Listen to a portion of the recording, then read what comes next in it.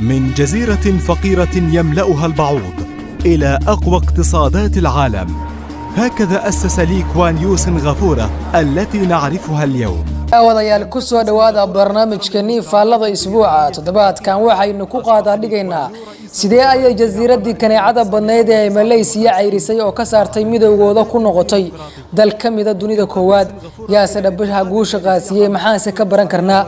Singapore waa dal yar oo hal magaalo ah kaas oo ah jasiirad yar oo dhacda koonfur bari qaaradda Asia. waa dal baaxad ahaan aad u yar oo ku fadhiya badan 722 kiiloomitir oo wareeg ah. magaalada Dar es Salaam ee Tanzania ayaa baaxad ahaan ka weyn. Singapore waa jasiiradda kaabiga ku haysa Malaysia. dadka wadanka daga waa Chinese, Malay iyo Hindi. markii ay Britain ka xoroobeen ayay go'aansadeen inay la midoobaan Malaysia ay u arkayeen dal ay isku dad yihiin. sanadii 1963 ayay la midoobeen Malaysia iyagoo noqday dal qura, balse nasiib darro 2 sano kadib Malaysia baarlamankeeda ayaa u codeeyay inay Singapore ka goodo Malaysia ayna ka baxdo iyagoo sheegay inay tahay jasiirad yar oo kaneeco badan dad saboolana ku nool yihiin taasoo aan faa'iido ugu jirin Malaysia. xilligaasi Singapore waxay ahayd waqtigii ugu xumaa, waxaa cayriyay dadka kuwii ugu dhawaa. Lee Kuan Yew ayaa ah ra'iisul wasaaraha dalka, wuxuu ahaa ilbiriqsigii linta ka keenay ra'iisul wasaare Lee Kuan Yew muxuu ku samayn karaa wadan sabool ah meel biyo fariistaana ku yaal cayayaanka kaneecaduna ka buuxo. waxa uu tafasaxaytay sidii uu Singapore uga saari lahaa duruufta adag ugana mid dhigi lahaa wadamada ugu hoonsan dunida.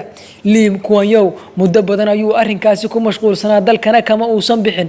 waxay taariikhdu xustaa inuu socdaalkiisii ugu horeeyay oo dibadda ah sameeyay sanadii 1973 muddo 8 sano ah dalkana kama bixin.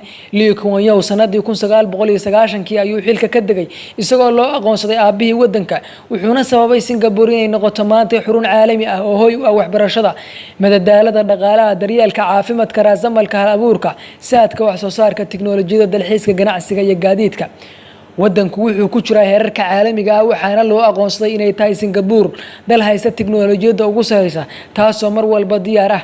waa dal ay ku kulmaan hay'adaha iyo shirkadaha ugu waaweyn dunidu ayna ka dhacaan shirarka caalamiga ah iyo heshiisyada caalamiga ah. waa dal kale maalgelinta ugu wanaagsan dunida. Singapore waa dal aad u qurux badan, sidoo kalena waa dalka ugu amnisan dunida. waa dal leh dhaqaalaha ugu furfuran caalamka. waa dal kaalinta saddexaad kaga jira wadamada ugu musuqmaasuqa yar caalamka. waana dal uu ku yaalo suuqa sarifka saddexaad ee caalamka ugu weyn.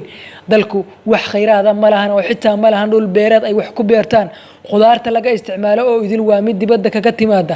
sidoo kale ciidda wax lagu dhistay xitaa dibadda ayay ka keensadaan. sidaas oo ay tahayna waa dhul cagaar oo ayna ku yaalaan daaraha ugu dhaadheer uguna qurxoon caalamka. sidoo kalena waa xarunta saddexaad ee ganacsiga dunida, xarunta saddexaad ee dunida ugu shidaalka lagu nadiifso, dalka shanaad ee ugu hal abuur ka sarreeya caalamka, sidoo kalena leh dekada labaad ee ugu mashquulka badan dunida. sidoo kalena Singapore waa magaalada ugu nolosha qaalisan dunida taasoo muddo badan soo ahayd. dalka dekada Singapore waxaa lagu tilmaamaa inay tahay hormuudka dekadaha caalamka.